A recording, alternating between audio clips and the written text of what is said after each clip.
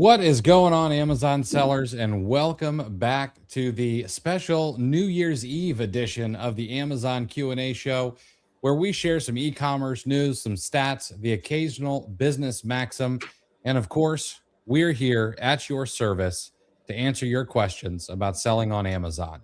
So if you've got a question about retail arbitrage, online arbitrage, wholesale, or perhaps you just have a curious Keepa chart, well, drop it in the chat and we'll be happy to help any way we can. Now, for those of you who may be new here, my name is Chris Grant, and to my right is my ululating co-host, Chris Rasick. Chris, we've talked about this. We've got, everyone knows that we've got OAC Plus, our Amazon community. We've got book club coming up, and I'm really proud of this particular work because I do, that I have a book on adjectives that I will thumb through every now and again. I also have other places that I'll go and gather archaic and multi-syllabic adjectives to be able to bring to the show. But this one I got the old-fashioned way by reading. Nice. And this was actually a adjective in a Stephen King novel, The Stand, that I'm reading at the moment. And it was one of those rare moments where I had to actually use the lookup inside of Kindle. And I'm glad I did, because I was like, all right, that one's getting added to the bank. But I am excited for book club, coming in January. For those of you in Ann Arbor, a book club is where people get together and they read books and then talk about them. And books are those things that, have pages and words and stuff like that. You probably use them to prop up tables, stuff like that. The rest of us read them. But yeah, I was pretty happy with that. I'm glad when I've got to put in the elbow grease to get a new adjective added to the lexicon. Yeah. I mean, you've been worried about it. You've been in a constant state of running out for about 3 years now, without any repeats either. So we'll see whether you make your own decision whether that's a justified fear or not. But yeah, so how deep in The Stand are you? Because you're reading the unabridged, right? The 1,200 page thick boy. I am reading the unabridged version. I stole away 10 minutes to read before we started the show here, and I'm 425 pages in. I'm about 36% of the book done. Excellent, that's impressive. Yeah, I know probably statistically speaking, very few in our audience are interested in talk of book club. I think it says the latest stats I saw said that I think only 17% of the U.S. population reads at least one book a year anymore recreationally. But like kind of on that subject, our general opinion, we share a similar opinion of a bit resentful of resolutions that start on January 1st. It's for most people, again, there are stats to back this up as well. The average resolution is abandoned within, is it 20? It has shrunk to January 17th. Yeah.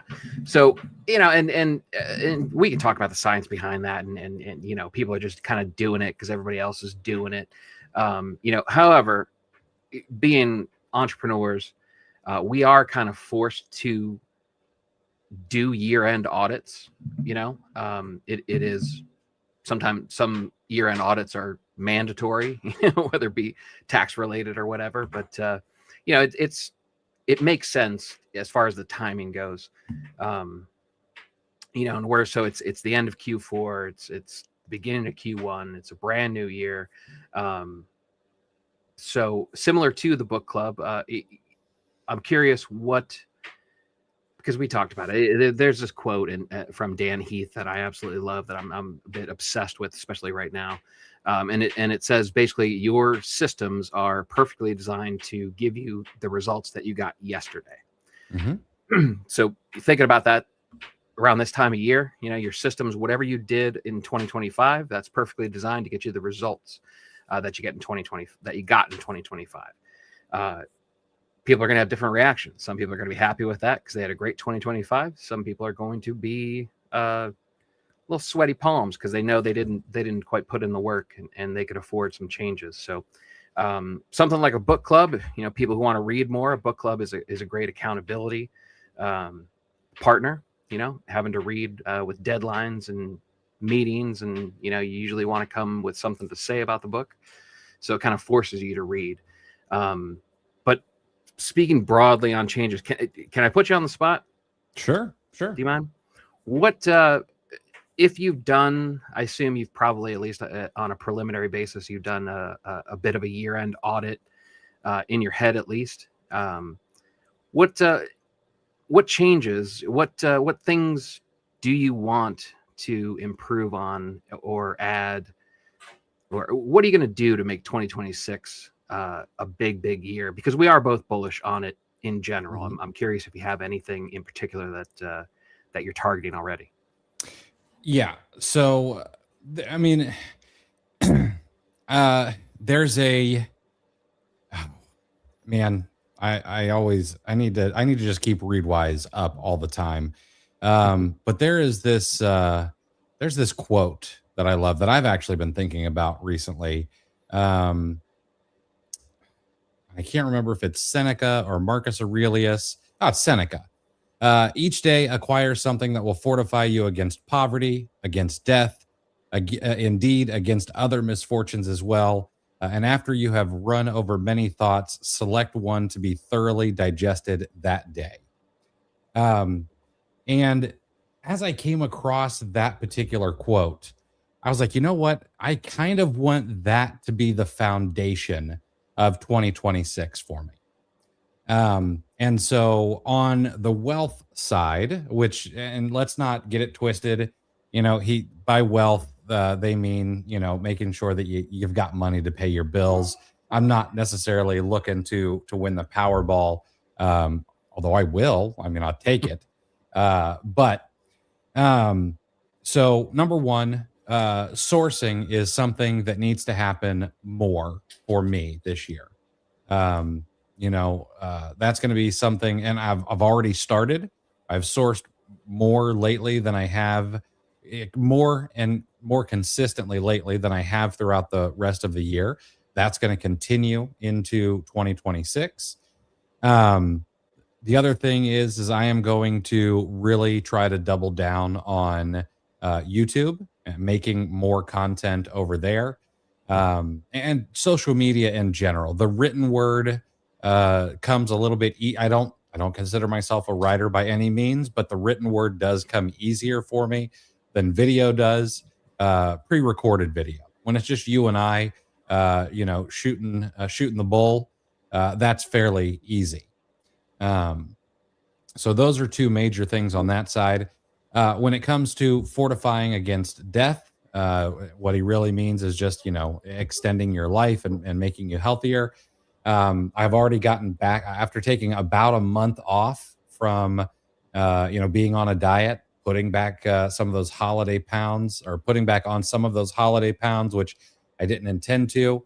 I've already gotten back on that horse, and I'm going to continue the downward slide on the scale. I've got a new goal weight, I believe, that I want to get to. It was at first, I used to be embarrassed by this. I don't know why, but at first it was a 200 pounds. I was like, you know what, 200 pounds would be good.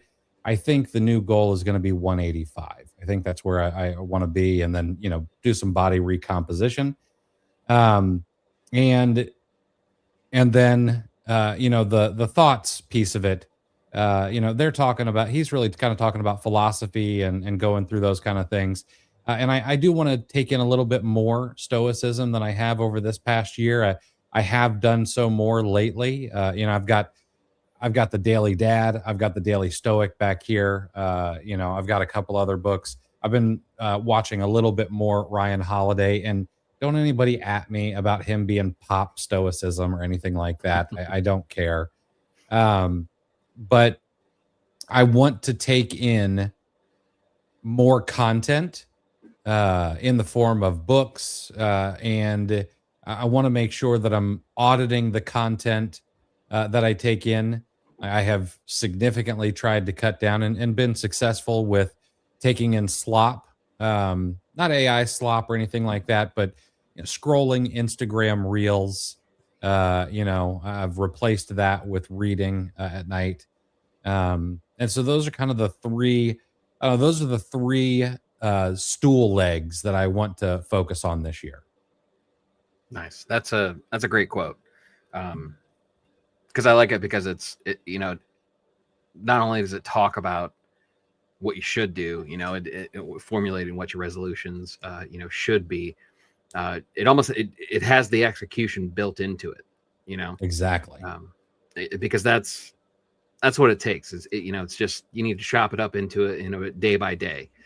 Throw it back to one of our favorite things to talk about is the Seinfeld method. Where you say you're going to do something that you want to do better, and you work at it every day, and just don't break the chain. Just say I worked on it today, cross that day off, and move forward, and you'll be amazed at how much more skill you have just being consistent. And that's absolutely. That is the root of so many of the quotes that we love and share all over the place. So. Now, if I may turn it around back on you, and you don't have to share any kind of resolutions or anything, but I have been tossing around this idea of taking on a Masogi in 2026. Now, for those who don't know what a Masogi is, I know I absolutely lost everybody in that mitten state. But it's something. It's the Japanese idea of doing something difficult. Just for the sake of it being difficult and you trying to overcome it. But do you have anything like that on the agenda for 2026? I need to. I've been off the diet thing for a while, and I felt like I had a justified reason with my birthday was beginning of December, and then Christmas comes, and I could kind of justify not tracking my calories and whatnot, but I feel like I'm teetering on the edge of like not starting to not feel good again, like just because there's like I don't know, I kick myself because I know how good it feels to be actively monitoring that stuff and losing weight and walking and moving your body and just in general moving towards being more healthy. So I was in that middle ground for a while where it was like, it's all right, I'll be okay. And then now I feel like I'm kind of getting too far towards the back end of so I know I need to do that. And I didn't intend for this to be a commercial, but we do have the Q1 leads group coming up. I've never done weekday leads before, and we've talked about this privately, and I don't necessarily mind sharing in public. I let Parkinson's law control my lead output for a while, pretty much all the time, right? I just had a weekend list. I kind of I liked it in a slacker entrepreneur sense, where I only work 2 days a week, or didn't quite work out that way, but that's how you kind of package it up. And I always kind of joked around and said I don't want to really work that hard, but I found it's a parallel that I draw when I first started full-time on Amazon as well. I fell in love with the romanticized part of self-employment and entrepreneurship. I dictate what I do. I can do whatever I want, whenever I want. I make my own schedule, but and I kind of romanticize that part of it to a fault.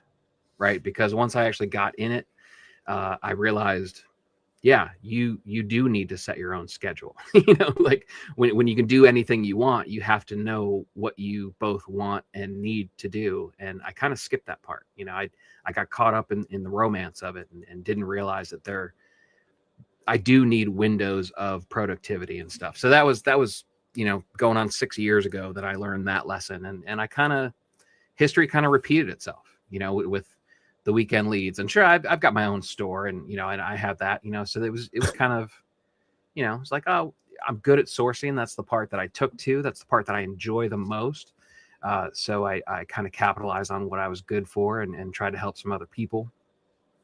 But now I got 7 days a week now, so I am doing something difficult. And I say difficult because primarily in the sense of I need to be in that space every single day now, so that is both a challenge and something that I'm also looking forward to, because I know once I get in the groove, I'm going to stretch that muscle out and loosen myself up to where I'm going to be able to source more and, find more inventory than ever before. So, this is very much a self-benefit endeavor that we're taking on it as well. I agree with that.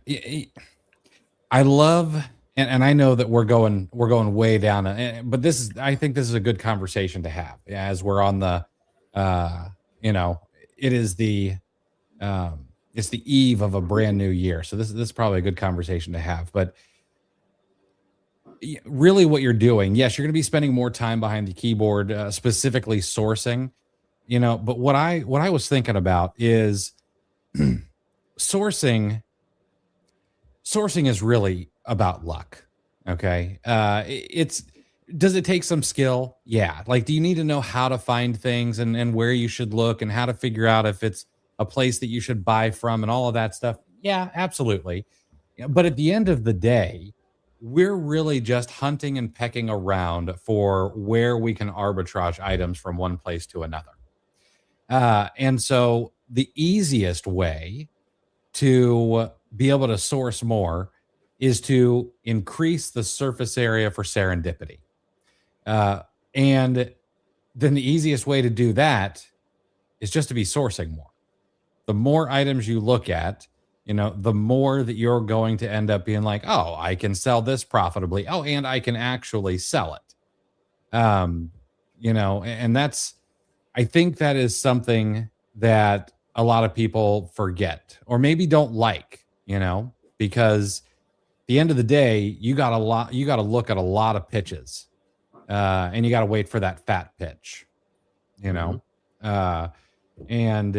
yeah, I agree with you. I think that by, essentially forcing yourself to source 7 days a week, not only are you going to help others, but I think you're going to help yourself a ton. Yeah. It's pretty much the professional equivalent of, getting a pretty good 5K time down, and then deciding that you're going to tackle running a marathon, and then once you run a marathon, 5Ks are just what you do on your lunch break, so I'm looking forward to that part. And I don't want anybody to feel bad.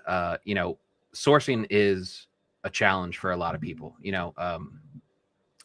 Both of us have invested a lot of time, energy, and money in that craft. So maybe we may have a little bit of the curse of knowledge, and you kind of forget how much of a challenge it is for new people. Of course, we have leads available in the OAC Plus group, and we have things in place that can help you. But don't think there's any arrogance in our statements of learning to source and whatnot, because there's a lot of wide range of opinions on sourcing.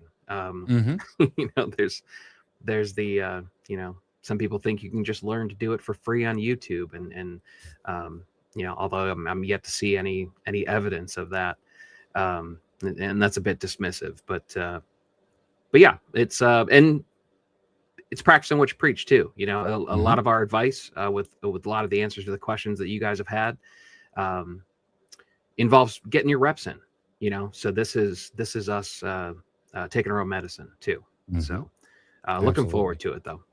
Me too. I'm like we've said, we are bullish on 2026, and I've got some things to share with you guys tonight that I think will make you bullish as well, if you're not already. Although I don't know, as entrepreneurs, I'm cool being, you know, a realist, but I think we need to be optimistic realists. I think that should be ingrained in your DNA as an entrepreneur, as a business owner. All right. Before we get to any news, I've seen some questions come in already. We've got some on Instagram. We've got some on the YouTubes. So let me grab one of these here real quick. This is from Jay Slayer. How do you get around order cancellations for limiting quantities you can buy? Thankful to finally be running into a situation where I can't order enough. Yeah, that's awesome. That's a great problem to have. So, one, I don't often try to get around order cancellations too much because I don't necessarily want to get my account suspended with a particular retailer, especially if they're letting me order over and over and over again. So now what you're going to hear from a lot of people is, oh, well, just get a new email address and jig the delivery address and all this and that and whatnot. Sure, you can do that. That's fine. However, I like to, and there's great Jerry, and we're going to be quoting stuff all night long if we're not careful, but there's this great Jerry Seinfeld quote. It's something like, if you're doing it the hard way, you're probably doing it the right way. And that's a poor paraphrase. But Jerry Seinfeld is of the mind that, you know, you should do the hard thing.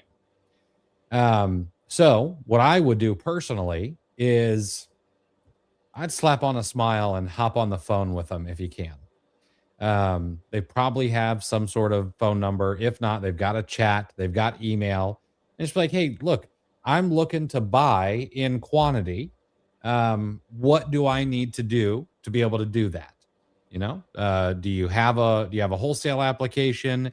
Can you flag my account so that I can buy higher quantity limits? Stuff like that. Now I typically don't do this if I'm only able to buy when there's like a massive sale. You know, I'm not going to reach out to, you know, some brand that's like having a 40-50% off sale and be like, hey, can I just buy out all your inventory? You know, because they're going to say no. They want to make sure that they're trying to get new customers in by having a 50% off sale. Okay. But if you're paying full price or, you know, just using, you know, a 10% off coupon or something like that, reach out to them. You know, a lot of the reasons that order limits exist is not necessarily because everyone hates resellers. It's often because of fraud. You know, what a lot of people don't know is, let's say, and the reason I know this is because it's happened to me. Let's say that you buy something from a retailer and they run their business on a Shopify site. And then you turn around and you call American Express and you're like, hey, Amex, this is fraud. Well, then Amex, you know, files a dispute and it 99% of the time gets in favor of the bank or the credit card company. And then the retailer not only loses out on the product, they lose out on the money. So they're losing the product. They've got their cost of goods gone. They've shipped it out, all that stuff. Now they're getting the money that they have taken away. Okay. And on top of that, they're going to pay a dispute charge. They're going to get a ding on their account with Stripe or whatever company they have running their processors. And if it gets too high, like they may have to go to a high risk processor. And in that case, you're going to go from 3.5%, 4% in fees to 5 to 7% in fees. And when you're running a retail business, well, going from 3 to 4% to 5 to 7 can wipe out a lot of margin. And so that's really why a lot of times there are these kind of things in place. So I have gotten canceled with places like Walgreens. And then I've gotten on the phone with the wonderful lady in loss prevention, and batted these baby blues, and chatted about her grandchildren, and never had a problem since. So, and then also just to throw this out there, not a direct answer to your question, but it's worth saying that it's worth it to embrace quantity limits. That is a bit of a moat in and of itself, right? So if they're limiting you to 5 units per order, they're limiting everyone to 5 units per order. So you've taken some of the risk off of that scenario where somebody comes in. It might still happen with some brand direct deal or wholesale deal or something like that, sure, but among the other arbitrageurs that you're going to be competing with, you've taken the possibility of somebody coming in with a massive amount of stock and dictating price and having their way a little bit with your margins, as they conduct their own business. So, and also, if this is a product that you're doing really well on, grab one of those bad boys, turn it over, and find out who the distributor is, or the brand, and call them. And just be like, hey, I'm looking for a distributor in my area, and they'll probably give it to you. Or they'll be like, oh, we don't use distributors. Everyone just buys from the manufacturer, and bam, you got your foot in the door. Try to go a little further up the chain, especially if it's something you've been selling for months and months and months. All right. I'm not even going to try to pronounce this, but hey, what's up? If in Amazon wholesale, the product is out of stock from long time and had good sales, can we purchase that product and sell with PPC? Sure, you can. I honestly, if there is evidence that that an item sells at a particular price, and you can source it and sell it at that price profitably, you may not even need PPC. And I'll tell you an easy way to check. If you go into the Amazon search bar and you look for that product and it has an autocomplete, it means other people are looking for it and you probably don't need the PPC. Now, will the PPC help? Yeah, absolutely. I would still do I don't know. I'd take the shotgun approach to PPC. I'd probably do like a 5 cent per click max and $5 or $6 per day on that kind of thing. But I've had lots of luck bringing items back in stock. Matter of fact, one of my best sales ever was a reloader. When I was, and the only thing I know about reloaders is that my grandfather's neighbor, when I was a kid, used to sit in his basement and reload shotgun shells while smoking cigarettes. And I'd run down there, and this was the 90s, like people smoked inside, guys. So, but I'd go to his house and we'd go down to the basement, and he'd be puffing away and reloading shotgun shells. And even then, I was kind of like, this does not seem like a wise idea. But right. It's just me. Hey guys, when looking at Keepa to determine number of sales of a product, what weighs more, offers, sales, or do the reviews? Well, I think the gold standard is, of course, that gold line in the middle chart there. It's going to tell you what the number of sales was over the past 30 days. And if there's more data, that gold line will go back even farther. That's really going to give you the closest estimate that you can get. Now, it starts at 50 plus. So that could mean 50 to 99 sales a month. But you also need to remember that is a backward-looking statistic. So what a stock market analysts always say, past performance is not an indicator for future performance, or whatever the the wording is, but anything could happen. But that's our best bet, to look backwards a little bit. So I'd use that first, and then I personally I like to take both the offer count and the BSR and sort of look at it together. Is there movement in the BSR? Is there movement in the offer count? Now, the reason I like to do this is, let's say you're looking at a variation listing. Well, there may be a lot of movement in the BSR chart, but there may be no movement in the offer count. And in that case, to me, that's a dead variation. Okay. But if you see movement both up and down in the offer count and movement up and down in the BSR, then I'm like, okay, it's selling. I do tell people that I think you can figure about 100 sales or so per review. But I just don't know for sure whether that's the case anymore. Because Amazon's taken away the written review portion, but people are also leaving fewer reviews. So I just don't know where that sweet spot is on, oh, well, for every review, there's about 100 sales, so I don't look at that quite as much unless there is no sales rank. And if there's no sales rank, then I'm looking at, what's the recency and frequency of reviews combined with, is the number of offers moving up and down?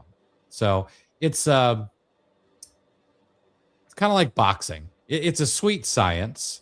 It's not, it's kind of an art and a science mixed when it comes to determining this kind of thing. Yeah, I don't think there's any way.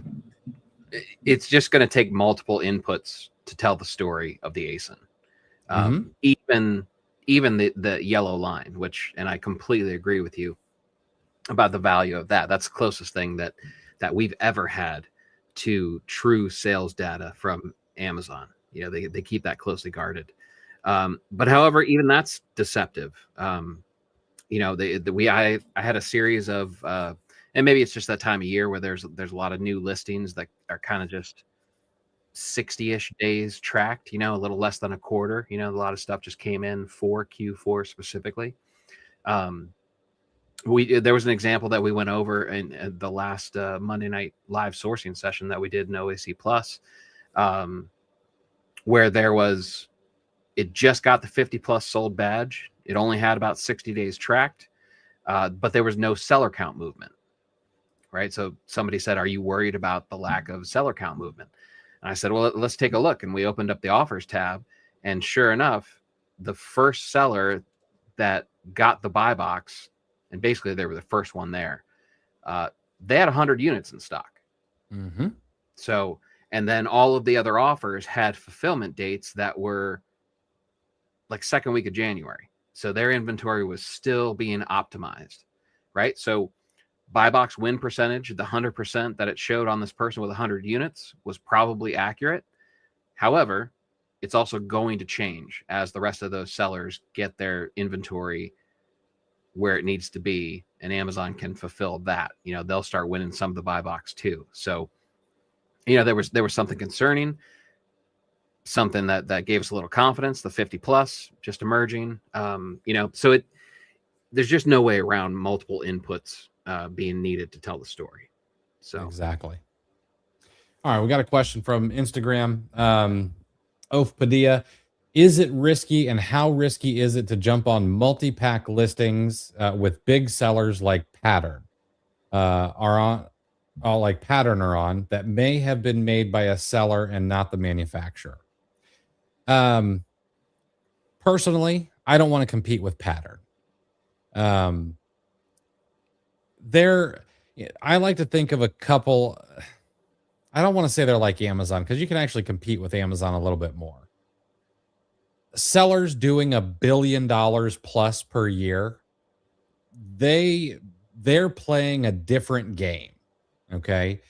They don't necessarily need to be profitable on that ASIN, especially if they want to especially if they just, want to get you out of there, Um, Matter of fact, a lot of these bigger companies, they don't actually necessarily often look at the profitability of one particular ASIN. I mean, they will to decide whether or not it's something that they want to restock down the road. But sometimes they'll have loss leaders that they buy because the brand they work with wants them to sell it, and they want to have all these other lines of business. Okay. Like they're working on the scale of, not quite, but they're working with more of a mindset like Target, and stuff like that, where we're like, well, we really need to be profitable on, 70, 80% of our inventory, where they don't necessarily have to do that. Now, multi-pack listings. Multi-pack listings are not necessarily against terms of service. Only certain kinds are. So as long as you know the rules, I'm not against being on a multi-pack listing that was created by another seller. Is the brand correct? If it's a grocery item, is it something that's created by the manufacturer? If it's not a bundle, or if it's a bundle or a multi-pack that is not created by the manufacturer, but I'm approved to sell it, the brand is right, I'm not going deep, okay? Because we have no idea when those may get taken away, whether they're dog paged or whatever. So, but I would not compete with Pattern. And if I'm not mistaken, I've heard rumors that Pattern and Voorhees are like, they're in bed with each other in some way, aren't they? I don't know. I thought Pattern was a Rosenbaum hire. I know they have Front Row or Fortress, whoever it is. Well, that's what they changed their store name to, right? Yeah.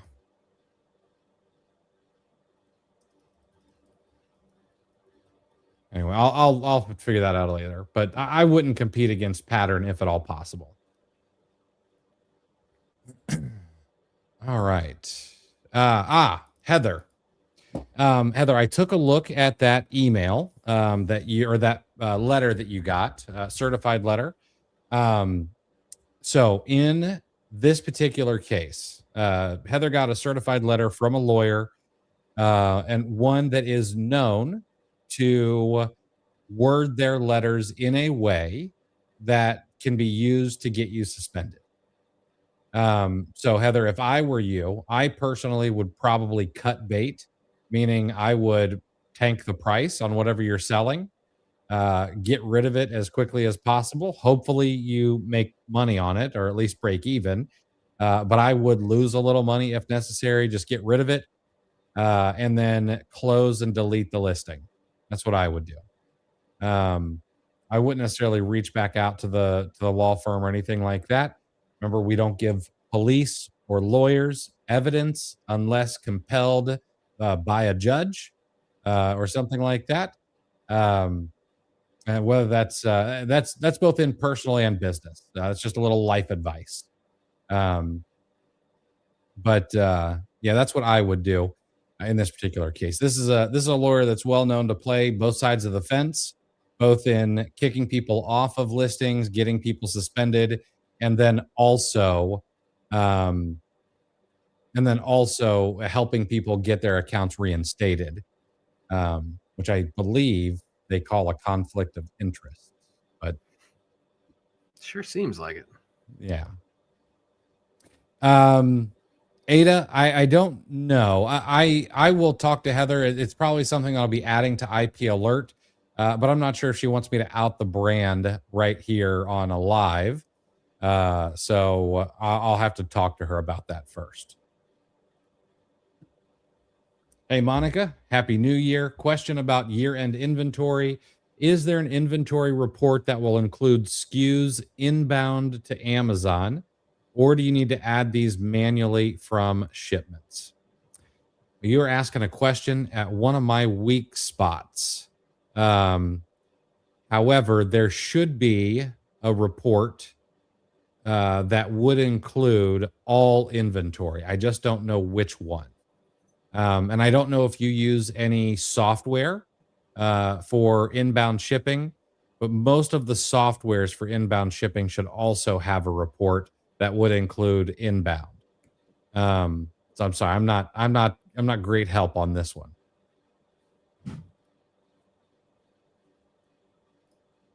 Jamie, can you suggest a program or a blueprint I can buy to learn the FBA business model? Absolutely, my friend. I didn't even pay this guy, but you're more than welcome to join OAC Plus. It's our community, and included in that is the OA Challenge replays, Keepa Academy, Keepa SOPs, and just about everything you need to learn how to do Amazon. And then on top of that, you get a community to help you as you learn. Chris and I and Luke, who is here, we're there all the time answering questions, helping people out. And then we've got people who are in the group who I would say are an order of magnitude smarter than us, and know just about everything. And they're always willing to help. Plus, as we talked about the other night, the vibes are immaculate in OAC Plus. So Tell you what, nobody knows about this yet, but Jamie, if you're interested, if you're truly interested in joining a community and really learning the ropes, certainly biased, but OAC Plus is a great place. I took a screenshot, and I might write an email or something next time I pitch OAC Plus, but we had somebody in our group that had their first sale in July. They joined the OAC Plus right around that time, a little after maybe, right? But their very first sale was July. They set, and then the charts just up and to the right, right? And this person was asking questions all the time, very, just in the weeds, like, hey, this scenario, what do you think I should do? And just constantly just being active, asking these questions, getting advice on what to do. So when I say up and to the right, this person set a goal for December of $25,000 in sales from sale number 1 in July, right? Up to 25,000. He has since reconfigured his goal twice because he's done $55,000 in the month of December, last I saw, right? And so you can imagine what that chart looks like, and it's only half a year. And he's a great guy. Maybe he gives us too much credit, but he's been taking full advantage of the resources that are in OAC Plus. But nobody knows about this. I am such a fan. I am so committed to the community that I asked Chris if I could have a special coupon code to where I think most people probably know how this works, right? What affiliates are, right? Like if I bring somebody to the OAC Plus, I get a small commission, right? It doesn't change the price of the person using it. But I actually asked Chris for a code to where I give up any commissions and I just let that come off the price. Okay. So if you want to join OAC Plus, New Year's, new you, new community, use the code RACICSMONEY. It's RACICSMONEY. Why? Why? Right. Sorry, it froze up a minute. Yeah. RACICSMONEY. And that will take, I forget what it takes, at least $20 or something off. I'm giving up my commission so people can join the community and see what all the fuss is about, because that's how much I believe in this community. And a bigger community is a better community. So yeah, I want everybody to join. So I'll gladly give up my commission to get you in there and see what it's all about. And on Monday, or sorry, not Monday. Nope, that's wrong. On the 7th, we've got, I believe it's the 7th. It's next Wednesday. I can't remember. I got it written down somewhere. But we got a great announcement coming. I can't leak it yet. Everything's finalized. Everything's ready to go. But we've got something new coming to OAC Plus that I think will open people's eyes, and for those who take advantage of it, should add, I'm not even going to say hundreds, it will add thousands to the bottom line over the course of a year. So we've got, man, 2026 is pedal to the metal. We're going to be having our foot on the gas all year long. So, all right. And, oh, great. So Heather didn't mind sharing it. It was Josie Moran. Yeah, I'll absolutely add them to IP Alert. And Ada, I did want to mention you got one from Yankee Candle. I didn't want to say the name of the lawyer because they're a lawyer, and I don't want some lawyer coming after me. But there are certain law firms that don't scare me. Voorhees is one of them. If you got something from like I-20, they're not even a law firm, or I don't know. There's a bunch of other fly-by-night like brand enforcement companies. So I'll ignore a lot of those. The ones from Voorhees, I read a little bit more carefully just to make sure they're not trying to, give me the business in some new way. But I'm guessing the one from Yankee Candle is probably doesn't have a whole lot of teeth to it. It's just mostly bark. But so the general rule, we didn't mention this. It's still case by case, but yeah, as a baseline for how concerned should you be, as a general rule, I use whether they sent the letter certified or not. Mm-hmm. If they required my signature, what that is they are obtaining proof, and proof that they could use under worst case scenario if it ends up going in front of some sort of judge or whatever. They use that as proof that I received the letter because I signed for it. That's the one thing, because otherwise there's plausible deniability that I never got the letter. Like, well, was the address right? Did I actually receive it? All of that is removed when you sign for the letter. So if they can't bother to pay the fee to require a signature, I am immediately inclined to take it less seriously. And if I'm not mistaken, I'm going to sound like I've been in some serious trouble with the things I say. Like, snitches get stitches. We don't give cops or attorneys, evidence unless compelled by a court of law. I also don't believe that you have to accept certified mail. I believe you can just say no, thank you, and not sign for it. I would double check that. But yeah, that's okay too. Zaywap. I'm dealing with my first inauthentic complaint. Product was purchased at a retail store with pictures of all receipts. Do I keep appealing until they accept? Yeah, absolutely. I would also add in like a picture of the item itself. I would add in, I would annotate the receipt, scan it in somewhere and write on the side of it, the ASIN, the title of the product, the quantity, point a little arrow to it. I don't know where you purchased the item at, but one of the problems, let's say you purchased it at Ollie's, for example. Do you have a picture of the receipt next to the item so you can show that the Ollie's sticker that has their own SKU matches the SKU on the receipt? You need to do that with Ollie's, TJ Maxx, Ross, Marshalls, Home Goods. Probably, well, I've never been to a grocery outlet, so I can't say for sure. But if they use their own SKU or stock keeping unit, and it matches the receipt, you're going to want to be able to match those items up. You can throw in credit card information in there as well. This is kind of stupid, but if you need to turn it upside down and send it in that way to hopefully get it past the AI, which, come on, the AI can read stuff upside down, but whatever you got to do. But yeah, keep appealing.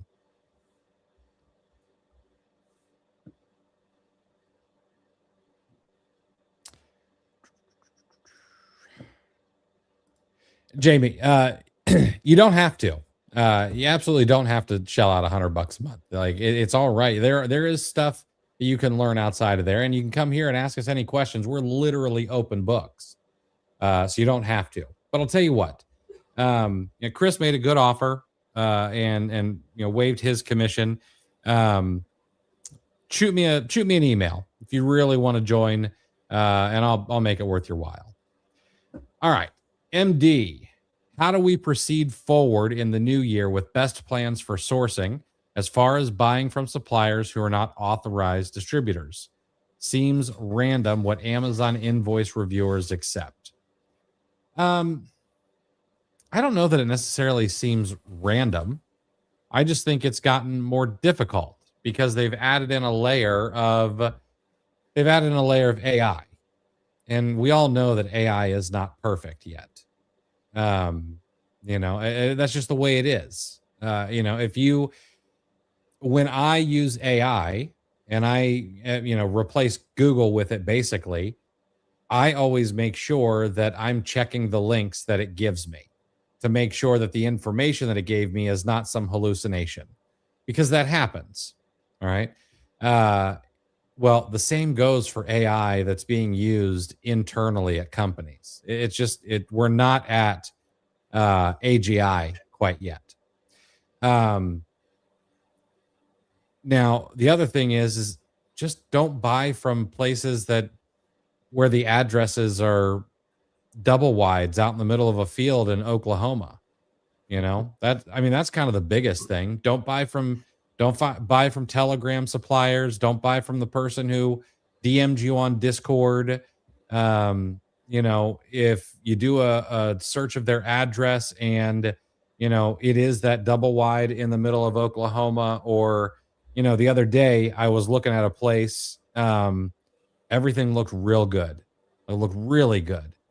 And then their only addresses were post offices, not even a P.O. box. It was not a P.O. box, but it was literally the address to the post office. And I'm like, no, not going to do that, So that's all I'm really worried about. And then we just need to make our case. And if they don't accept it on the first go because they've never heard of this little boutique in wine country, then you start saying, okay, well, you can see here, here is their Google Maps information. Here is my credit card statement. Here's the receipt. Here's the shipping confirmation, the delivery confirmation. Here's their Better Business Bureau listing. Here's everything. And you start showing them and kind of building your case, and things get through. This is 100% opinion, mine, right? Just kind of through observation from, seller input and everybody that I kind of talked to, everything that I've observed. I think there's two factors at work here. Sellers who are around long enough, if you've got at least 5 years, if you sold somewhere where the pandemic was still in front page headlines, that the gating process is basically it's only reverting back to the way it was. Okay, it used to take, when I first started 6 years ago, it took multiple submissions, right? When I ungated grocery, the picture of me holding the jar, I needed to basically rotate it 20 degrees and retake the picture and send it back in. That's how fine that they were looking at it. And then we went through a period of time where Amazon kind of rolled back. They lowered the hurdles. People were getting ungated with pictures of their dog, blank pieces of paper. Amazon just didn't seem to care. They wanted, they lowered security because for whatever reason they decided they wanted more sellers approved to sell more brands. I assume it was an intentional, strategic decision. Also, that is just a guess. and things got easy, and a whole bunch of people were coming onto the platform. I think that was also, at least in this 6-year window that I'm talking about, that was probably the peak of new sellers coming onto the marketplace.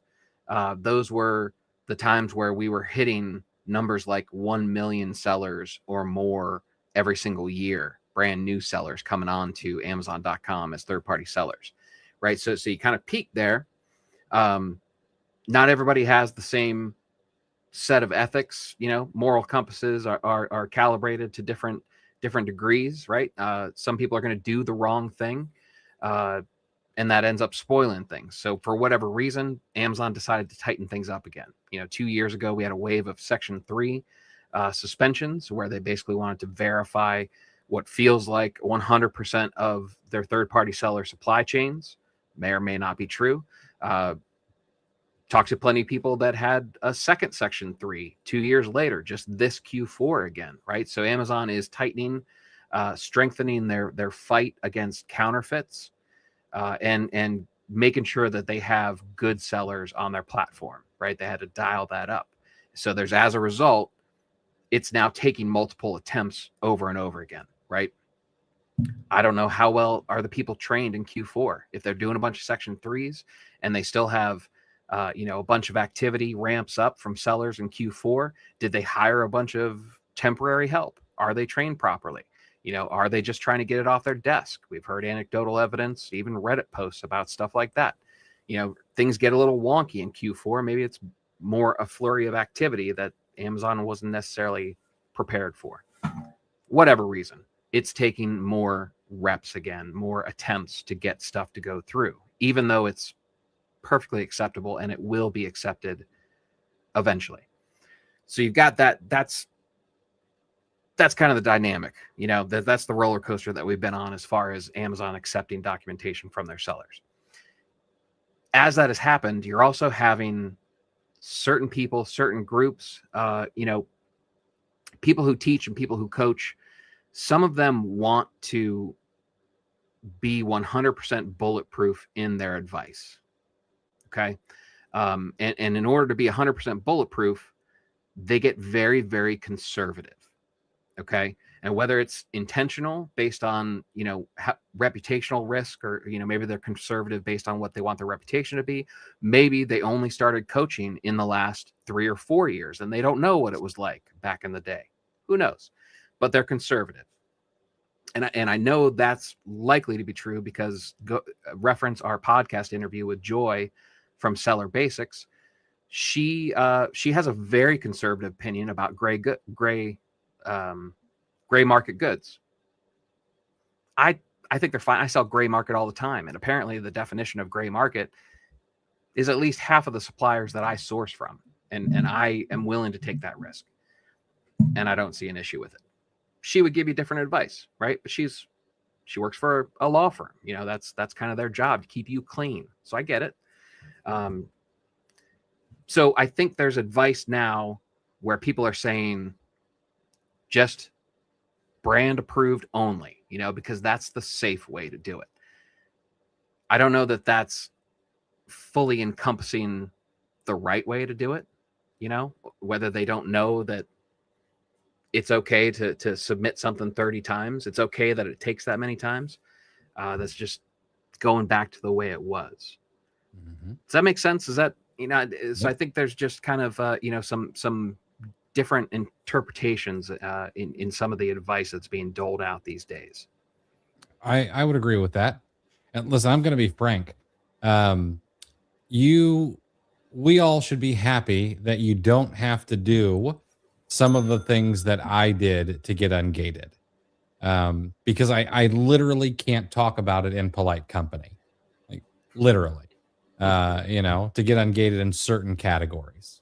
So, all right, I've got to run through these last questions a little quickly. We'll try to answer them very well. I want to give you guys at least one piece of news, but I do have to play taxi to some hooligans that are running around my house.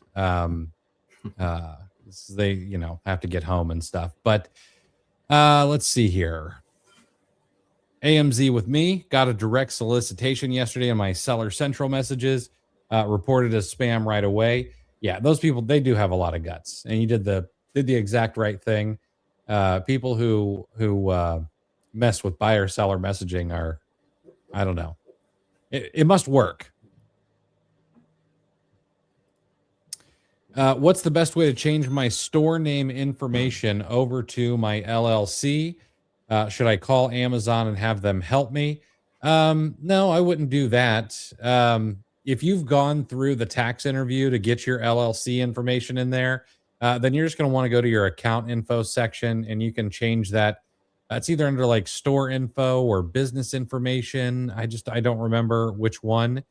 And then in your seller profile, you can change your business name. But and remember, if you're a single member LLC, that's not going to take your name off of the account, because technically a single member LLC is a pass through. And if you go through the tax interview appropriately, then it will end up being your name with your address still on your storefront. So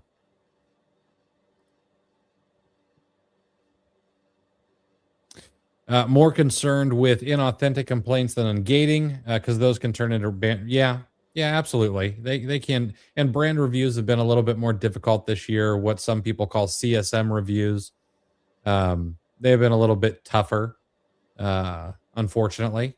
But hopefully that changes as we come out of Q4 as well. Plus, there's even Amazon documentation that clearly shows they do accept retail receipts. Yes. Right? The fact that you've been denied 10 times in a row with a retail receipt doesn't mean they don't accept retail receipts. You may just be 10 submissions into what's going to end up taking 20 or 25. It doesn't mean you don't have proper documentation. I think as Amazon sellers and entrepreneurs, we in a self-protecting kind of way, we have short memories. And we forget about that expose essentially that came out on Reddit from a Amazon employee. Like, they hit the no button quite frequently just to cover their own jobs. Because if they make a mistake and approve somebody and then they find out that, oh, well, that person is selling counterfeit goods, it goes back on their record. Okay. And then it's a black mark on them. But if they just say no to everybody, well, then they get to pass the buck. And because incentives are not aligned, actually, their incentive is aligned in the completely wrong direction. Okay. They're just using a stick. There doesn't seem to be a carrot. Then of course they're going to hit the no button because it's safer. All right. I've got two pieces of news I'm going to smush together, which is a technical term. And just leave you guys with this, since I've got to go be taxi for a little while. But the American economy, according to the magazine The Economist, looks set to accelerate in 2026. So they came out with an article yesterday, and they said that driven by impending monetary fiscal loosening and the tax cut law that was passed, they think that 2026, we're going to see the economy go up. One of those key measures is the tax refunds for Americans based on retroactive cuts to 2025 income, along with lower levies on ongoing monthly earnings. It was described by investment bank Piper Sandler as 2 years of tax cuts in one, totaling around $191 billion being funneled back into the American economy. To who? To consumers. Okay. And that's good news for those of us who are in the retail game. But the other piece of news I want to smush with that is, according to the latest edition of the Comerica Bank Small Business Pulse Index, 80% of surveyed small business owners are confident in their future success, and 79% expect sales growth in 2026. Larry Franco, who's the executive VP and whatever, he's got some big fancy name. Small businesses have navigated a year filled with challenges from tariffs and inflation to a prolonged government shutdown. And then he used an M dash. This was written by AI. Yet their optimism remains unwavering. This spirit speaks to volumes about the adaptability and determination of America's entrepreneurs as they prepare for growth in 2026. Man, he really should have put his own spin on that. But nonetheless, there is some good news that comes out of this. The Small Business Pulse Index says that 80% of respondents are somewhat or very confident about their business outlook for the next 12 months. Confidence peaks in the South at 83%, and among technology firms at 93%, healthcare at 90%, and businesses with 10 or more employees at 88%. Housing and real estate firms report the lowest confidence at 67%. When it comes to sales growth expectations, 79% of respondents anticipate revenue growth in 2026, with an average projected increase of 7.9%. Technology and construction firms lead in optimism, while sole proprietors and retail businesses show a bit more caution.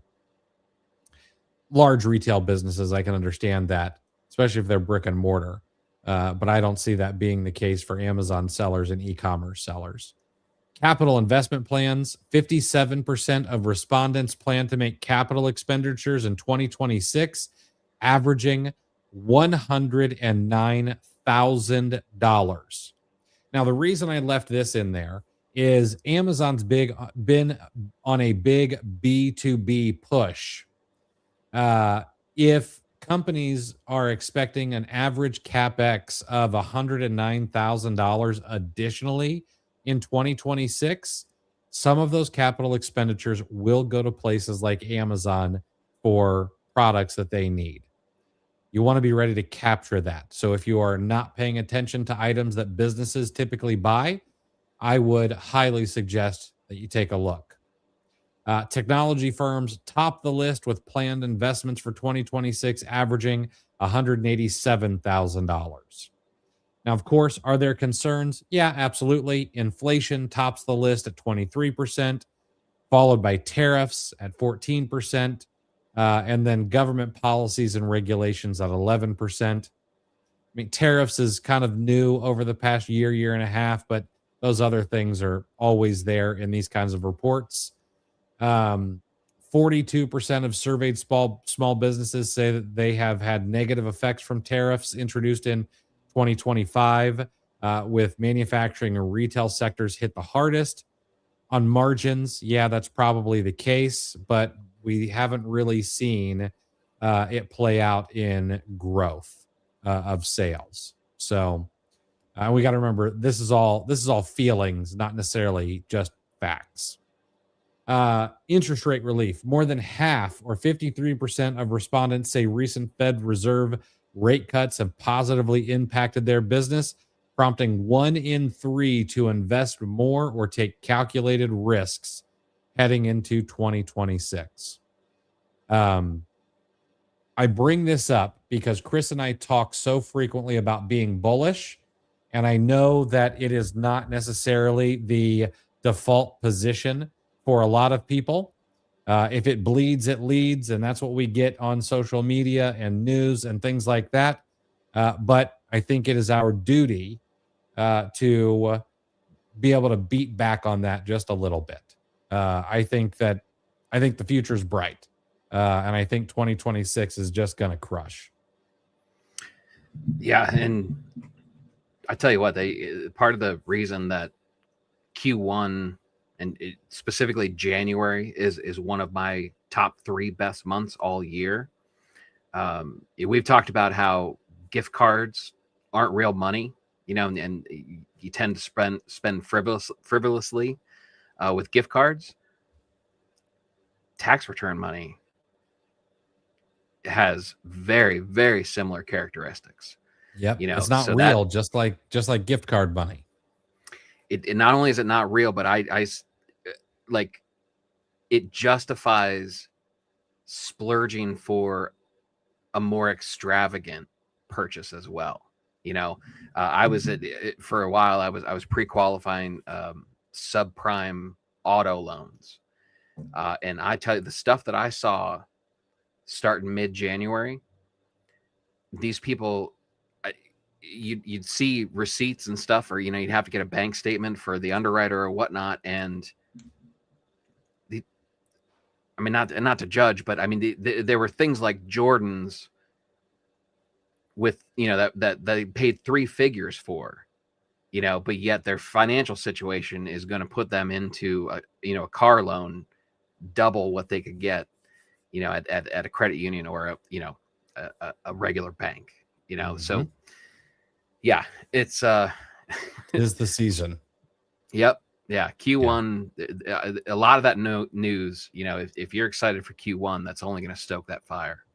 Yeah. When I sold insurance, that's when we actually sold most of the it's called an SR22. It's a financial responsibility bond that goes on auto policies. January, February, and March was my best season for those types of policies. All right, guys, we got to call it there. Unfortunately, I do need to get to my fatherly duties. But Happy New Year, everybody. Chris, Happy New Year. Stay safe out there tonight, and let's go watch the Bucks put a hurting on Miami, and we'll see you guys. We'll see you guys next year. We'll be back on Sunday to do this all over again with you guys, and ring in the new year. All right. Have a great one, everybody. I was hoping you'd do the see you next year. Like